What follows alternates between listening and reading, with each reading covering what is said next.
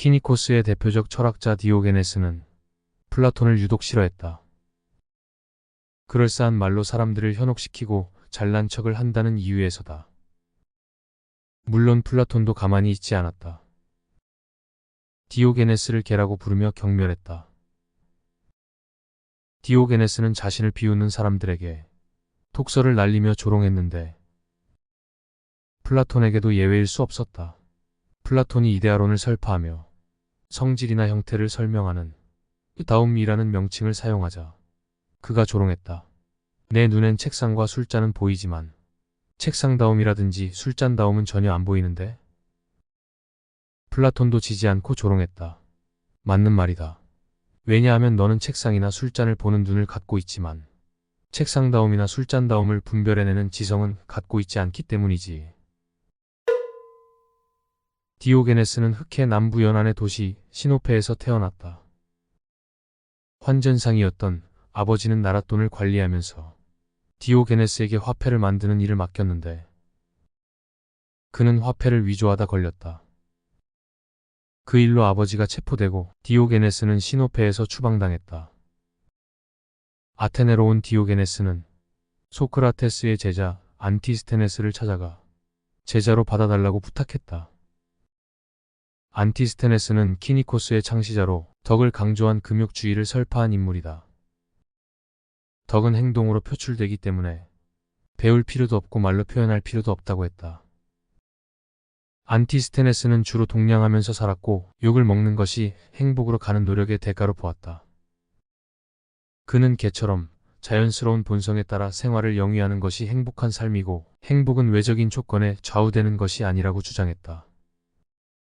사회적 혹은 문화적 생활을 경멸하고 동량으로 생계를 이어가는 삶을 추구했다.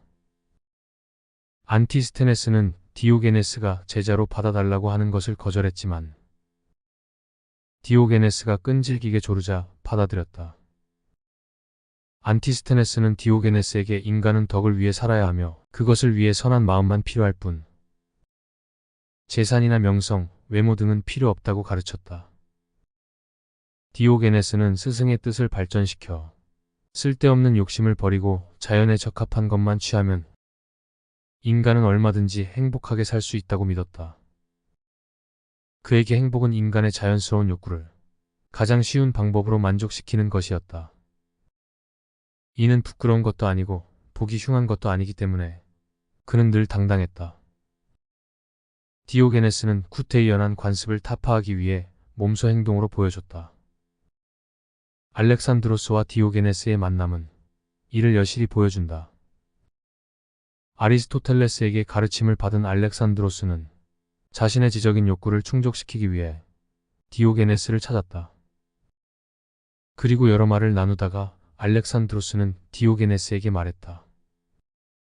무엇이든 원하는 것을 말해보시오. 디오게네스는 말했다. 햇빛을 가리지 말아주시오. 알렉산드로스의 부하들은 바로 디오게네스를 처형해야 한다고 권했지만 알렉산드로스는 그들을 저지하며 말했다. 내가 알렉산드로스가 아니었다면 디오게네스가 되고 싶었을 것이다. 이 말에 디오게네스는 알렉산드로스를 조롱했다. 내가 디오게네스가 아니라면 나도 디오게네스처럼 살고 싶네. 디오게네스는 스승처럼 동냥하면서 생활했고 여기저기 돌아다니며 자신이 처한 상황에 적응하는 법을 배웠다. 또 누군가에게 자신이 살 오두막을 마련해달라는 편지를 보냈는데 그 일이 오래 걸리자 큰 수랑아리를 가져와 그곳을 자신의 거처로 삼았다. 그는 호토 이장을 겹쳐 입었는데 옷 하나는 잠잘 때 이불이 됐고 식사할 때 식탁이 됐다. 그의 재산은 물을 떠먹을 때 쓰는 표주박이 전부였다. 그러다가 개가 혀로 물 마시는 것을 보고 표주박이 뭐가 필요하냐며 그것까지 내던졌다고 한다. 디오게네스는 그 어떤 것에도 얽매이지 않는 자유로운 삶을 살다간 철학자였다. 디오게네스는 어떤 저술 활동도 하지 않았기 때문에 그의 사상은 일화로만 전해진다. 다만 디오게네스는 어떤 보이지 않는 방식으로 만물 속에는 만물이 들어가므로 만물 그 자체는 평등하다고 했다. 그래서 누군가가 디오게네스에게 어디 출신이요라고 물으면 그는 이렇게 답했다. 나는 세계의 시민이다. 유일하게 올바른 나라는 범세계적인 것이다. 스승 안티스테네스가 병에 걸렸다는 소리를 듣고 디오게네스는 병문안을 갔다. 안티스테네스는 디오게네스를 보자마자 말했다. 제발 나를 이 고통에서 해방해 주게나. 디오게네스는 단검을 꺼내 그의 가슴에 겨누었다. 놀란 안티스테네스는 말했다. 내가 벗어나고 싶은 건 고통이지 목숨이 아니네. 그러자 디오게네스가 조용히 말했다. 그 정신으로 살면 지금이라도 고통에서 해방됩니다. 알렉산드로스 대왕의 아버지 필리포스 대왕이 그를 만나 물었다. 그대는 누구인가? 디오게네스가 말했다. 나는 내 탐욕의 정찰병이다. 어느 날 플라톤이 토론을 하며 인간을 두 발로 걷는 깃털 없는 짐승이라 정의했다.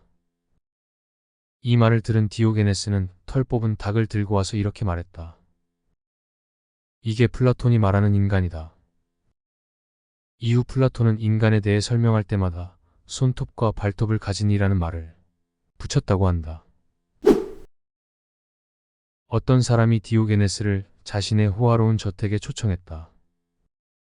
그리고 디오게네스에게 저택에 침을 뱉지 말라고 주의를 줬다. 그는 가래를 둬서 그의 얼굴에 뱉고 말했다. 더 더러운 곳을 찾지 못해서. 어떤 사람이 연회 석상에서 그에게 뼈를 던져 주었다. 그러자 디오게네스는 돌아갈 때 그에게 오줌을 갈겼다. 그가 광장에서 아침밥을 먹고 있을 때 주변 사람들이 그를 보고 흑개라고 했다. 그러자 그가 말했다. 걔는 너희들이야. 아침밥을 먹는 내 주위를 빙 둘러서서 나를 보고 있잖아. 누군가 디오게네스에게 물었다. 어디에서 태어난 개인가? 디오게네스는 이렇게 말했다. 배가 고플 때는 애완견, 배가 부를 때는 집 지키는 대형견. 누군가 디오게네스에게 자식 자랑을 늘어놓으며 그 애를 가르쳐달라고 부탁했다. 이를 들은 디오게네스가 말했다. 그렇게 잘났는데 내가 왜 필요한가? 어느 날 디오게네스는 대낮에 횃불을 들고 길거리를 돌아다녔다. 어떤 사람이 무슨 일이냐고 물었다. 디오게네스가 말했다. 사람을 찾고 있어. 시노페의 시민들이 자신에게 추방형을 내렸다는 말을 듣고 디오게네스는 이렇게 말했다. 그럼 나는 그들에게 체류형을 내리노라. 어느 날 디오게네스는 누군가를 찾아 대뜸 그의 조각상을 달라고 요구했다. 왜 그러냐고 물었더니 디오게네스는 이렇게 말했다. 거절당하는 것을 연습하고 있다네. 그의 말년은 그나마 평안했다. 어떤 연유인지 알 수 없지만 그는 말년의 해적들에게 잡혀 크레타 섬에 끌려갔다. 노예로 팔리게 됐을 때 그는 노예상에게 경제적으로 풍족해 보이는 크세니아데스에게 데려다 달라고 부탁했다. 이때 디오게네스가 크세니아데스에게 말했다. 나는 비록 노예일지라도 주인인 당신은 나에게 복종해야 하오. 왜냐하면 의사나 선장이 노예일지라도 병을 낫기 위해서나 어디로 가기 위해선 그 사람 말을 따라야 하지 않소? 크세니아데스는 디오게네스의 궤변을 듣고도 그를 노예로 삼고 아이들의 교육을 맡겼다. 그는 제법 아이들을 잘 가르쳐서 크세니아데스는 만족했다. 디오게네스는 크세니아데스 집안에서 죽을 때까지 함께 살았고 그가 죽었을 때는 그 집안에서 장례를 치러줬다고 한다. 그의 유언은 자신의 유해를 땅에 묻지 말고 맹수들의 먹이로 던져주라는 것이었다. 그의 죽음에는 여러 설이 있지만 그 중 하나가 스스로 숨을 참아서 죽었다는 것이다. 디오게네스는 참된 진리도 모르면서 겉으론 정의와 명예를 내세우고 속으로는 부정과 부패를 일삼고 위선에 빠진 권력자들을 적극적으로 비판했다. 한마디로 선량한 척하면서 뒤돌아 자기 이속만 챙기는 사람들을 향해 개만도 못하다고 조롱한 것이다. 디오게네스가 77년 동안 살았던 이야기다.